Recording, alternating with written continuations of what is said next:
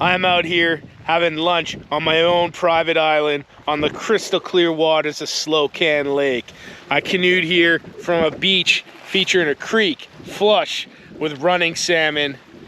It's been an absolutely spectacular day so far, and I want you to experience it with me. So come along for the journey. Let's go.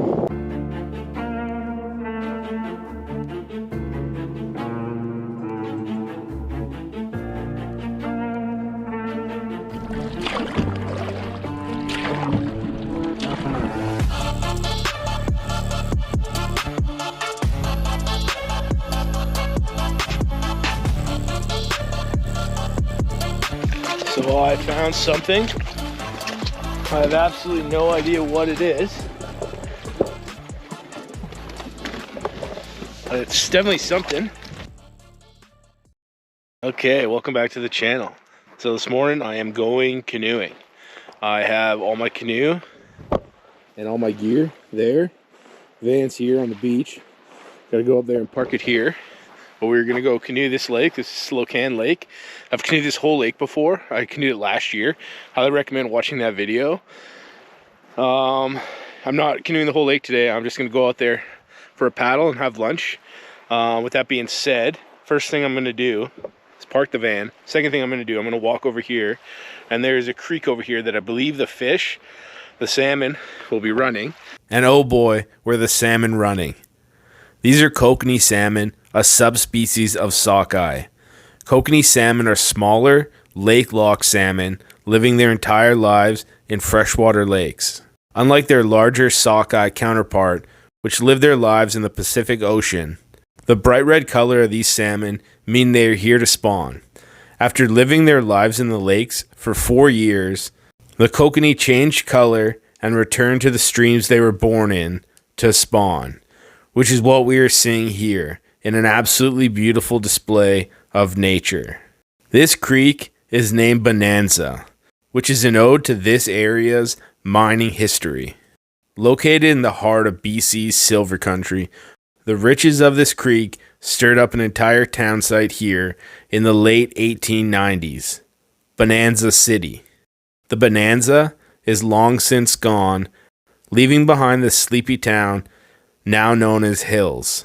There's not much to Hills, but it is located in an absolutely beautiful location at the head of Slocan Lake, making it the perfect place for me to start my adventure.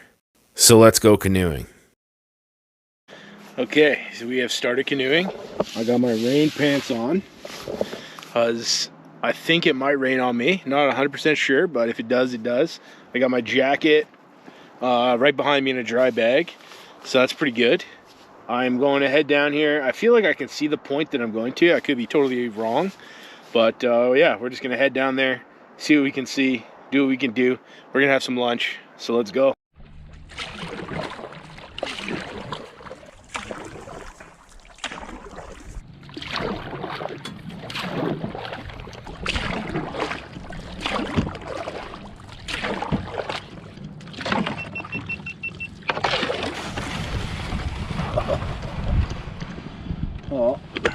Okay, I've run aground. I just put my sandals on. I was checking out this little island over here.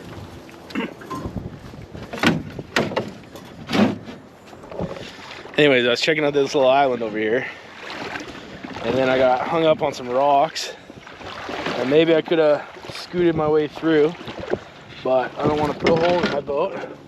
Oh, this thing's moving. But also, this island is pretty cool looking. If we get closer here, just look at the rocks on this island.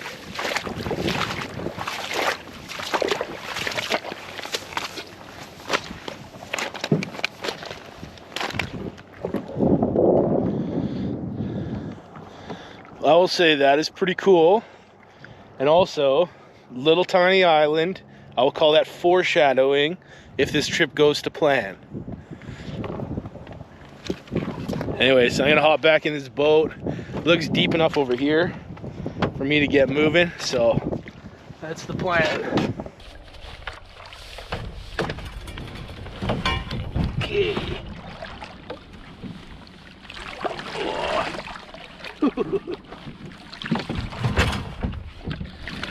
Okay, let's get to this deeper channel.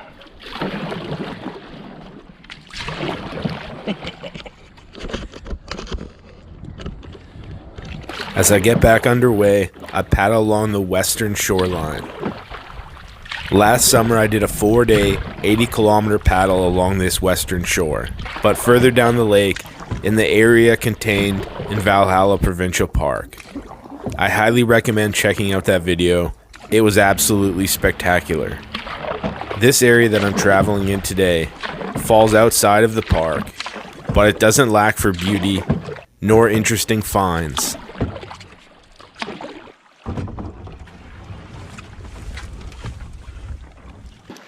So I found something. I have absolutely no idea what it is. But it's definitely something. It's metal. It's big.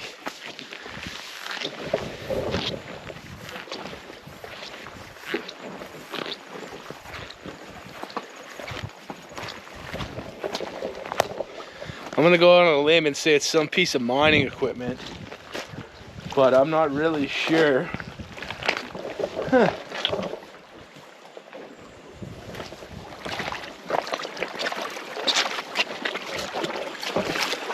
Pretty cool little find. Totally random. I had absolutely no idea this thing was here, but you can see it coming from quite a ways away.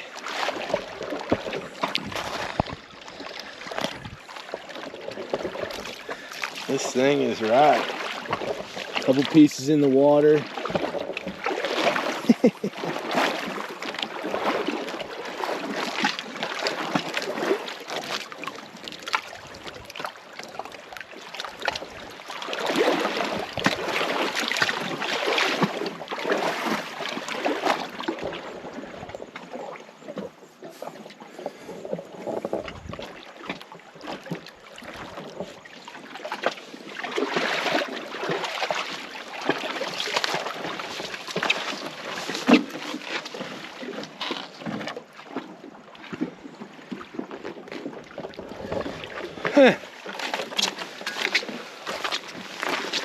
Oh, that's pretty sick.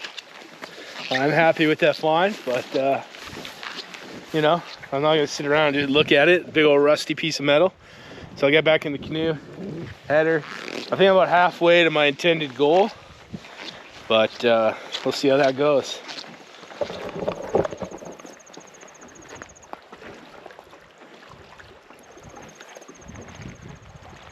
With that little piece of history behind us, I'm off. I'm headed towards a destination that I've been to before. It was the most northern part of my last trip here. So when I reach it, it'll mean that I've officially traveled the entire length of this lake. The shores go from rocky to sandy, and the water from calm to a little choppy, but soon my destination will come into view. It'll be a perfect spot for some quiet self-reflection, and more importantly, some lunch.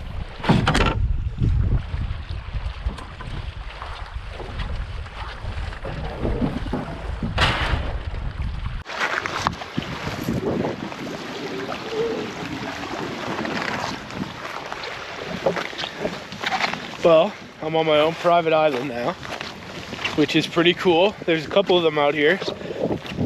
This one has some trees, so it feels substantially more hospitable than the others.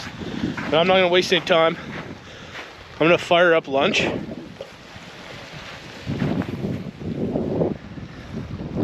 There's a cool little windbreak set up here, so I'm gonna fire up lunch, and yeah, that's pretty much that. Some water. So I'm just doing a peak refuel. Obviously this is not that extreme of a trip. I don't really need to have freeze-dried meals, but I bought a ton of these for this trip, and I'm hell-bent on using them. So we're doing biscuits and gravy. Take out the thing, you can see in there. You gotta break up the biscuits.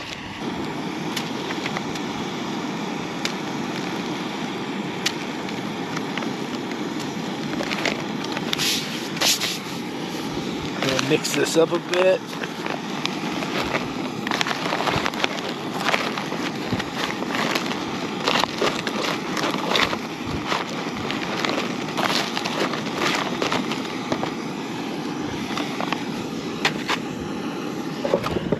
It definitely wasn't the best stir, but it'll do. We just gotta wait for our water to boil. Should happen pretty quick. But yeah, cool little island. It's definitely getting windy, so I think I'll be headed back in the wind, which is obviously less than ideal, especially because it's probably gonna be a headwind, but it is what it is. I'm starting to get used to wind on this trip, and even if it's bad, I don't think it'll be that bad. Then I'll just hug the shore and we'll get back fine. But yeah, with that, just gotta cook some sausage, biscuits, and gravy and enjoy our time here. As we wait for the water to boil and the 10 to 15 minutes for my biscuits and gravy to rehydrate, I'll take you on a little drone tour. This island is located just off the coast of a popular wreck site that was great for camping. It had a beautiful sandy beach, and if you're lucky, your own private island just offshore.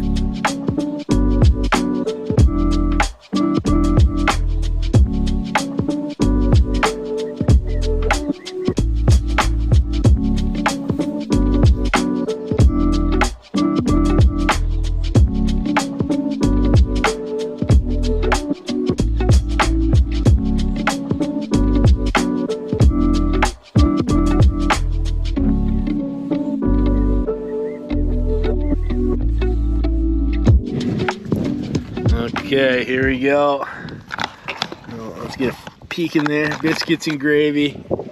Biscuits, sausage and gravy. This will be pretty good. I've had one of these before, so I know what they taste like, but it's pretty good. Nice warm meal. It's fairly cool out here with the wind.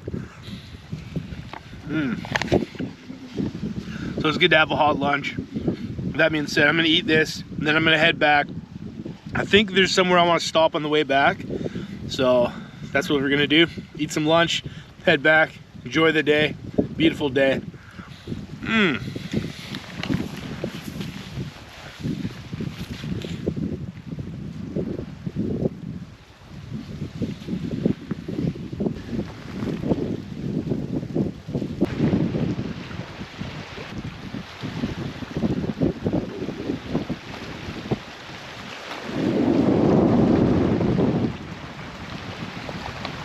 As I leave behind my private island paradise, I set my direction towards something that caught my eye on the way in.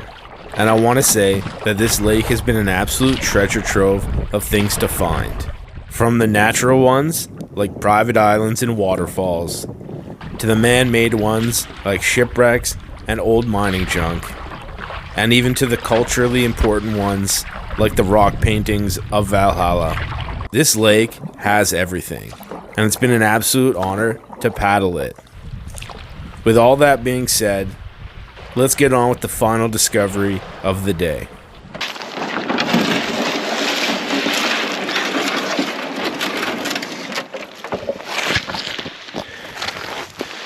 Okay, this is the final stop. We got a cabin up over here behind me. We have a nice little dock. Obviously, I just arrived here. I don't really know much about this. Could be somebody's residence. Could be an abandoned cabin. Not really sure.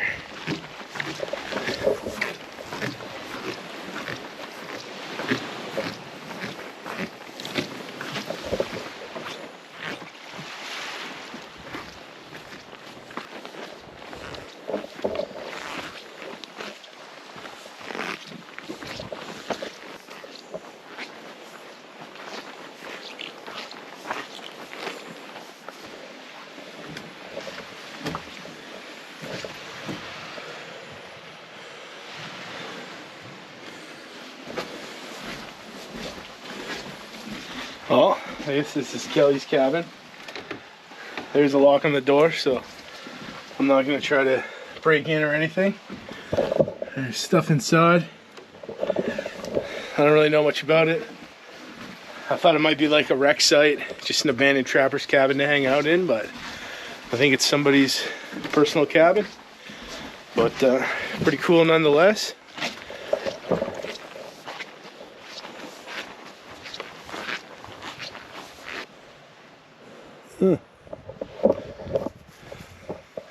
Pretty cool little spot.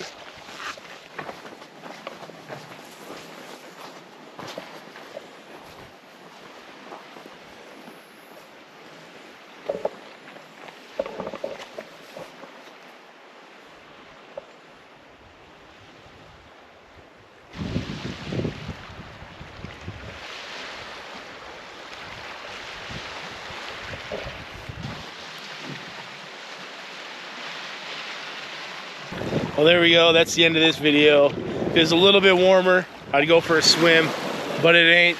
So that's the end of this video. Slocan Lake, lunch on a private island. What more can I say? Peace. Ow.